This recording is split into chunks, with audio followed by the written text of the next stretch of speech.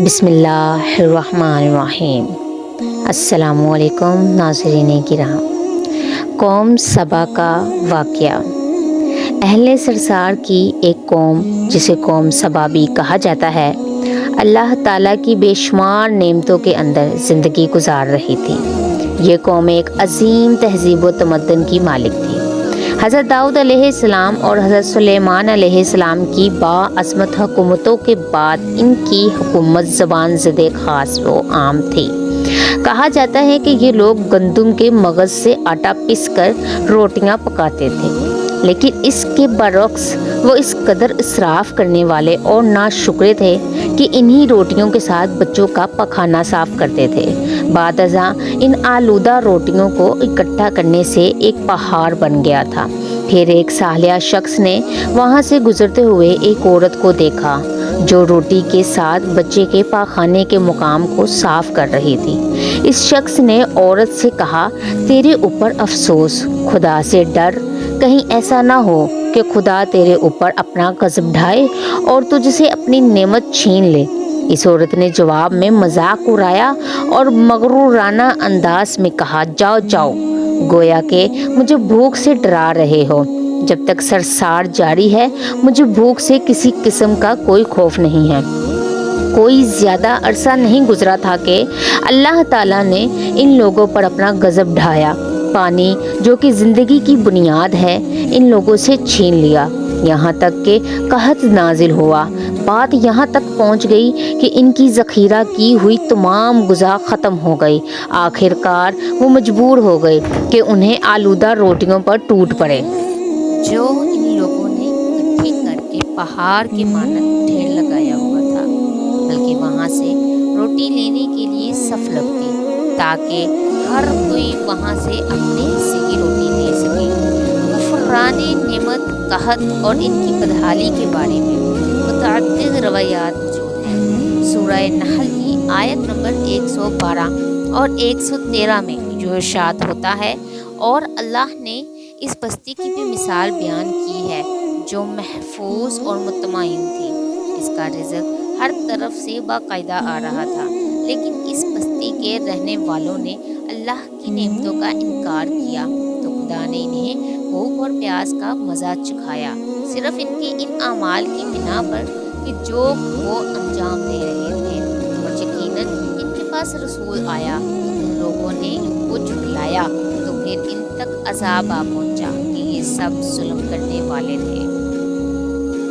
اسی قوم سبا کے بارے میں ایک اور واقعہ بیان ہوتا ہے کہ ان لوگوں نے اپنی زراعت کو بہتر طور پر کاشت کرنے کے لیے پانی ذخیرہ کرنے کی خاطر بلک کے دو پہاڑوں کے درمیان ایک بہت بڑا بند معرب تعمیر کیا ہوا تھا۔ سوراخ اور دوسرے پہاڑوں سے گزرا ہوا پانی اس بند میں آ کر وافر مقدار میں جمع ہو جاتا تھا۔ قوم سبا نے اس پانی سے صحیح طور پر استفادہ کرتے ہوئے وسیع و عریض اور بہت سے خوبصورت باغات لگائے اور کھیتی باڑی کو رونق بخشی۔ ان باغات کے درختوں کی شاخیں اس قدر پھلوں سے لدی ہوئی ہوتی تھی کہ کہتے ہیں کہ اگر کوئی شخص سر پر ٹوکری رکھ کر ان کے نیچے سے گزرتا تو پھل خود بخود ٹوکری میں گرنا شروع ہو جاتے اور قلیل مدت میں ٹوکری تازہ پھلوں سے بھر جاتی۔ لیکن نعمتوں کی کثرت نے انہیں شکر کرنے کے بجائے سرمست اور غافل کر دیا تھا، یہاں تک کہ ان کے درمیان بہت بڑا طبقاتی نظام وجود میں آ چکا تھا۔ ان میں سے صاحب اقتدار لوگوں نے کمزوروں اور ضعیفوں کا خون چوسنا شروع کر رکھا تھا، یہاں تک کہ ان لوگوں نے خدا سے ایک احمقانہ التماس کیا جس کا ذکر سورہ سبا کی آیت نمبر 19 میں ملتا ہے۔ انہوں نے کہا، خدایا ہمارے سفروں کے درمیان فاصلہ زیادہ کر دیں۔ انہوں نے اللہ تعالیٰ سے یہ التماس اس لیے کیا تاکہ غریبوں، بے نواح لوگوں کو عمرہ اور ثروت مند ان کے ہمراہ سفر نہ کرے۔ ان کی خواہش یہ تھی کہ آبادیوں کے درمیان خشکی ہو اور فاصلہ بہت زیادہ ہو تاکہ تہی دست اور کم آمدنی والے لوگ ان کی طرح سفر نہ کر سکیں۔ اللہ تعالیٰ نے ان مغرور پیٹ کے پجاریوں پر اپنا غضب نازل کیا۔